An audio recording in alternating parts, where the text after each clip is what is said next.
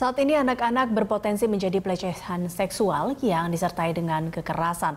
Tak hanya anak perempuan, anak laki-laki pun dapat menjadi korbannya. Namun tidak seperti orang dewasa, mengidentifikasi tanda kekerasan seksual pada anak cukup sulit. Berikut cara mengenali tanda-tanda kekerasan pada anak. Belakangan, semakin banyak anak, baik perempuan maupun laki-laki, menjadi korban kekerasan seksual. Banyak pula dari para orang tua yang tak menduga pelaku kekerasan justru datang dari orang-orang di sekitar kita. Tidak sedikit pula orang tua yang tak mengetahui jika anaknya menjadi korban kekerasan seksual. Berikut 6 tanda mendeteksi apa yang telah dialami putra-putri Anda. Pada balita, orang tua diharapkan selalu memeriksa sejumlah fisik anaknya, terutama di bagian mulut dan alat kelamin. Orang tua wajib curiga jika anak mengalami iritasi buang air kecil, penyakit kelamin, dan sakit kerongkongan tanpa penyebab jelas. Selain itu, orang tua juga wajib memperhatikan perilaku emosional dan sosial sang anak. Karena anak pasti akan mengalami perubahan sikap jika sudah menjadi korban. Untuk anak prasekolah akan mengalami tanda yang berbeda dengan balita.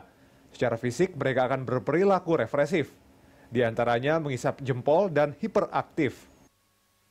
Sedangkan tanda perilaku emosional, seksual, dan sosialnya juga akan berubah. Untuk anak usia sekolah, mereka akan mengalami tanda yang sama dengan prasekolah jika menjadi korban kekerasan seksual. Namun mereka juga akan mengalami gangguan, diantaranya konsentrasi dan hubungan teman. Bagi para remaja, mereka juga akan memperlihatkan tanda-tanda yang sama dengan usia anak prasekolah dan sekolah. Namun mereka akan menunjukkan kelakuan yang merusak diri sendiri.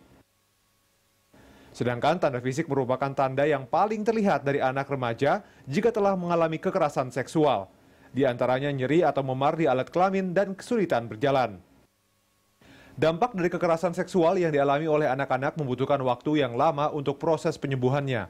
Oleh karena itu, sebagai orang tua wajib mengenali gejalanya sehingga dapat memberikan perawatan diri yang tepat untuk menyingkirkan trauma itu. Ya, Pak Budi, ini kalau kita lihat mungkin butuh kepekaan dan juga seperti perhatian dari orang tua yang khusus terkait dengan kekerasan anak ini. Karena untuk mendeteksinya saja kita lihat bahwa orang tua lah orang yang pertama seharusnya tahu bahwa anak ini adalah salah satu korban dari kekerasan. Jadi kalau dilihat di survei, 2 tempat yang paling tertinggi angkanya itu satu di keluarga, kedua di sekolah. Itu adalah tempat yang seyogyanya aman bagi anak, nyatanya secara realita tidak. Nah, itu adalah fakta, sehingga kita melihat sebuah perkembangan, walaupun tadi ada sebuah skema tentang deteksi ciri-ciri anak yang terkena pelecehan dan kekerasan, itu tidak hanya dalam aspek fisiologis dan juga aspek gangguan kejiwaan. Itu adalah sebuah fakta. Nah, berangkat dari masalah tersebut, tentunya KPAI memandang perlu adanya sebuah upaya. Kalau upaya tersebut tentunya sangat komprehensif, tidak hanya di tataran keluarga, lingkungan, juga negara. Nah, berangkat dari masalah tersebut, tentunya kita mencoba di KPAI mencoba mengadakan sebuah penilaian sampai sejauh mana daerah punya kepedulian tentang perlindungan anak. Itu dilihat aja regulasinya, perdanya, dan juga programnya. Keduanya juga sampai sejauh mana namanya orang tua care terhadap sebuah permasalahan terhadap anak. Karena kalau kita lihat sebuah permasalahan, ada fungsi orang tua itu tidak sepenuhnya optimal. Ya, misalnya 100% tanggung jawab anak adalah menjadi tanggung jawab keluarga. Tapi ketika dalam konstelasi kesibukan, orang tua mendelegasikan kepada pembantu, mendelegasikan kepada supir dan sebagainya, sehingga tidak penuh. Kita tidak tahu ruang pembantu, ruang publik dan ruang orang-orang terdekat itu tidak bisa memiliki proteksi yang khusus. Nah, ini kembali kepada fungsi keluarga.